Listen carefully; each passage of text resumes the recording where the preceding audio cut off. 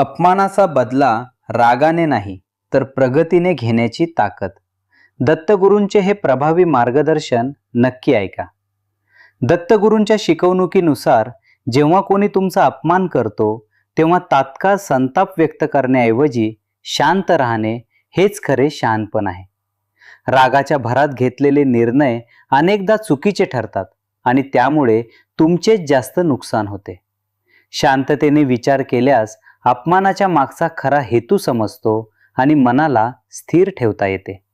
स्वतःच्या भावनांवर नियंत्रण ठेवणारी व्यक्ती कोणत्याही नकारात्मक परिस्थितीवर सहज मात करू शकते.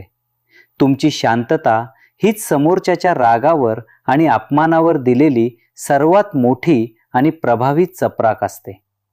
अपमानामुळे निर्माण होणारी चीड आणि दुःख उधळून लावण्यापेक्षा तीच ऊर्जा स्वतःच्या ध्येयप्राप्तीसाठी वापरा. दत्तगुरू निसर्गाकडून शिकण्याचा संदेश देतात. जसे अग्नी सर्व काही जाळून प्रकाश देतो, तसे अपमानाच्या अग्नीत स्वतःला उजळून काढा. लोक तुमच्याबद्दल काय वाईट बोलतात यावर विचार करण्याऐवजी तुम्ही स्वतःला कसे सिद्ध करू शकता यावर लक्ष केंद्रित करा. जेव्हा तुम्ही ही नकारात्मक ऊर्जा प्रगतीच्या मार्गावर वळवता तेव्हा तुमची यशाची गती दुप्पट होते. हेच रूपांतर तुम्हाला सामान्य माणसातून एका असामान्य आणि यशस्वी व्यक्तीमध्ये घडवून आणते. अपमानाचा खरा बदला शब्दांनी नाही तर स्वतःच्या असामान्य कर्तृत्वाने घेतला जातो. दत्तगुरूंच्या मते आपल्यातील कौशल्य आणि क्षमता ओळखणे आणि त्यांना सतत विकसित करत राहणे हाच सर्वोत्तम मार्ग आहे. लोकांच्या टीकेकडे लक्ष देण्यापेक्षा स्वतःचे ध्येय गाठण्यासाठी दररोज अथक परिश्रम करा. तुमचे यश आणि तुमची प्रगती जेव्हा शिखरावर पोहोचेल तेव्हा अपमान करणाऱ्यांचे आवाज आपोआप बंद होतील. कृतीतून दिलेले उत्तर हे शब्दातून दिलेल्या उत्तरापेक्षा कायम अधिक शक्तिशाली आणि चिरकाल टिकणारे असते. दत्तगुरूंनी पृथ्वीकडून क्षमाशीलतेचा गुण घेण्यास सांगितले आहे, कारण जो क्षमा करतो तो मनाने सर्वात मोठा असतो. अपमान करणाऱ्या व्यक्तीला मनात धरून ठेवल्याने तुम्ही स्वतःच्याच मानसिक शांतीचा भंग करत असता.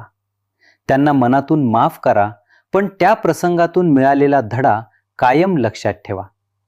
क्षमा केल्याने तुमच्या मार्गातील एक मोठा अडथळा दूर होतो आणि तुम्ही अधिक मोकळेपणाने प्रगती करू शकता. तुमची आंतरिक शांती तुम्हाला योग्य निर्णय घेण्यास आणि आयुष्यात पुढे जाण्यास खूप मोठी मदत करते. अहंकार हा माणसाचा सर्वात मोठा शत्रू आहे, जो अपमानाच्या वेळी उफाळून वर येतो. दत्तगुरूंच्या शिकवणीनुसार ज्याने अहंकार सोडला आहे त्याला कोणीही अपमानित करू शकत नाही. स्वतःला श्रेष्ठ समजण्याची भावना सोडून दिली की लोकांचे टोचणारे शब्द मनाला लागत नाहीत. अहंकार नसलेला माणूस नेहमी नवीन गोष्टी शिकण्यासाठी आणि स्वतःमध्ये सुधारणा करण्यासाठी तत्पर असतो. प्रगतीच्या मार्गावर चालताना नम्रता अंगीकारली तर यश अधिक लवकर आणि विना अडथळा प्राप्त होते. कोणत्याही ध्येयापर्यंत पोहोचण्यासाठी सातत्य आणि जिद्द अत्यंत आवश्यक असते, असे दत्तगुरूंचे मार्गदर्शन आहे. अपमान झाल्यानंतर लगेच मोठे काहीतरी करून दाखवण्याची घाई करण्यापेक्षा रोजच्या कामात सातत्य ठेवा. अनेकदा लोक तुम्हाला मागे खेचण्याचा प्रयत्न करतील, परंतु तुम्ही तुमच्या मार्गावरून विचलित होऊ नका. तुमची जिद्द आणि कामातील सातत्य हेच तुमच्या यशाचा मजबूत पाया ठरते. जो व्यक्ती न थकता आणि न थांबता प्रयत्न करत राहतो त्याचा विजय शेवटी निश्चितच असतो. जेव्हा कोणी अपमान करतो तेव्हा रागावण्याऐवजी थोडे आत्मपरीक्षण करणे गरजेचे असते. दत्तगुरू नेहमी स्वतःच्या अंतर्मनात डोकावण्याचा आणि स्वतःला ओळखण्याचा उपदेश करतात. समोरच्याने केलेली टीका जर योग्य असेल तर ती स्वीकारून स्वतःमध्ये सुधारणा करण्याची तयारी ठेवा. स्वतःच्या चुका मान्य करून त्या सुधारल्याने तुम्ही अधिक परिपक्व आणि ज्ञानी बनता. हे आत्मपरीक्षण तुम्हाला तुमच्या उणीवा दूर करण्यास आणि प्रगतीच्या दिशेने एक मजबूत पाऊल टाकण्यास मदत करते. दत्तगुरूंनी 24 गुरु केले, त्यापैकी बहुतेक निसर्गातीलच घटक होते, जे आपल्याला सतत पुढे जाण्याची प्रेरणा देतात. पाण्याप्रमाणे आपले विचार प्रवाही ठेवा, जे कोणत्याही अडथळ्यातून आपला मार्ग शोधून काढते. सूर्याप्रमाणे दररोज न चुकता आपले कार्य करत राहा. मग कोणी तुमची स्तुती करो वा निंदा. वाऱ्यासारखे निर्भय बना, जे कुणाच्याही थांबवण्याने थांबत नाही आणि आपले अस्तित्व जाणवून देते.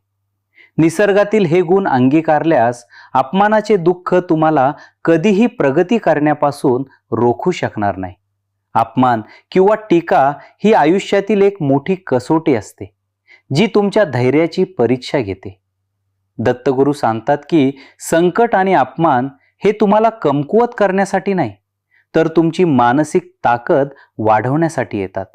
प्रत्येक आव्हानाला खंबीरपणे सामोरे जाण्याची वृत्ती ठेवा, कारण त्यातूनच खऱ्या व्यक्तिमत्वाची जडणघडण होते. जो कठीण प्रसंगातही न डगमगता उभा राहतो, तोच खऱ्या अर्थाने यशाचा मानकरी ठरतो. तुमचे हेच धैर्य पाहून तुम्हाला कमी लेखणाऱ्यांना त्यांच्या चुकीची जाणीव झाल्याशिवाय राहत नाही.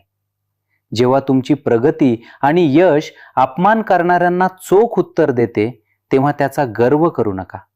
दत्तगुरूंच्या शिकवणीनुसार यश प्राप्त झाल्यावर अधिक नम्र आणि कृतज्ञ राहणे महत्त्वाचे आहे. यशाचा बडेजाव न करता शांतपणे त्याचा आनंद घ्या आणि पुढील मोठ्या ध्येयासाठी सज्ज व्हा. तुमचे मोठेपण हे तुमच्या वागणुकीतून दिसले पाहिजे, शब्दातून किंवा अहंकारातून नाही. तुमची ही परिपक्वता आणि शांत प्रगती हे जगाला दिलेले सर्वात मोठे आणि प्रभावी उत्तर असेल. दत्तगुरूंच्या शिकवणीनुसार माणसाने जगाच्या स्तुती आणि निंदेकडून नेहमी अलिप्त राहायला हवे. जेव्हा तुम्ही लोकांच्या नकारात्मक वागणुकीतून स्वतःला भावनिकदृष्ट्या वेगळे काढता, तेव्हा कोणताही अपमान तुम्हाला स्पर्श करू शकत नाही. ही अलिप्तता तुम्हाला तुमच्या मुख्य ध्येयापासून भरकटण्यापासून वाचवते आणि मनाची एकाग्रता कमालीची वाढवते. जे लोक तुमच्याबद्दल वाईट विचार करतात, त्यांच्या विचारांचे ओझे स्वतःच्या मनावर न लादता मुक्तपणे आपले जीवन जगा. अशा प्रकारची विरक्ती तुम्हाला खऱ्या अर्थाने मानसिक स्वातंत्र्य आणि प्रगतीची नवी भक्कम दिशा मिळवून देते. अपमान करणाऱ्या व्यक्तीचा विचार करत बसण्यापेक्षा आपला मौल्यवान वेळ स्वतःच्या विकासासाठी खर्च करणे हाच शहाणपणाचा मार्ग आहे. दत्तगुरूंचे जीवन आपल्याला हेच शिकवते की प्रत्येक क्षण हा काहीतरी नवीन शिकण्यासाठी आणि ज्ञान मिळवण्यासाठी असतो. रागात जळत बसल्याने आपला वर्तमान आणि भविष्य दोन्ही वाया जातात, ज्याची भरपाई आयुष्यात कधीच होऊ शकत नाही. त्यामुळे ज्यांनी तुमचा अपमान केला आहे, त्यांच्यावर वेळ वाया घालवण्याऐवजी तोच वेळ स्वतःची कौशल्य वाढवण्यासाठी वापरा. वेळेचा योग्य आणि सकारात्मक वापर केल्यास तुम्ही इतक्या वेगाने पुढे जाल की अपमान करणारे आपोआप खूप मागे राहतील. अपमानाला केवळ संतापाने उत्तर देण्यापेक्षा स्वतःचे ज्ञान आणि बुद्धी वाढवून दिलेले प्रगतीचे उत्तर अधिक सार्थ ठरते. दत्तगुरूंनी निसर्गातील 24 गुरूंकडून सतत ज्ञान ग्रहण केले, कारण ज्ञान हेच माणसाला अज्ञानातून प्रगतीकडे नेते. तुमचे वाढते ज्ञान आणि तुमची प्रगल्भता पाहून जे काल तुमचा अपमान करत होते, तेच आज तुमचा आदर करू लागतात. स्वतःला सतत प्रगल्भ ठेवून वैचारिक पातळीवर एवढे मोठे व्हा की कोणाचेही क्षुल्लक शब्द तुम्हाला विचलित करू शकणार नाहीत. ज्ञानाच्या जोरावर मिळवलेले यश हे कायमस्वरूपी असते आणि तेच तुमच्यावरील टीकेला दिलेले सर्वात चोख उत्तर असते. व्हिडिओ आवडल्यास चॅनल नक्कीच सबस्क्राईब करा. श्री गुरुदेव दत्त. ओम द्राम दत्तात्रेयाय नमः. श्री स्वामी समर्थ. धन्यवाद.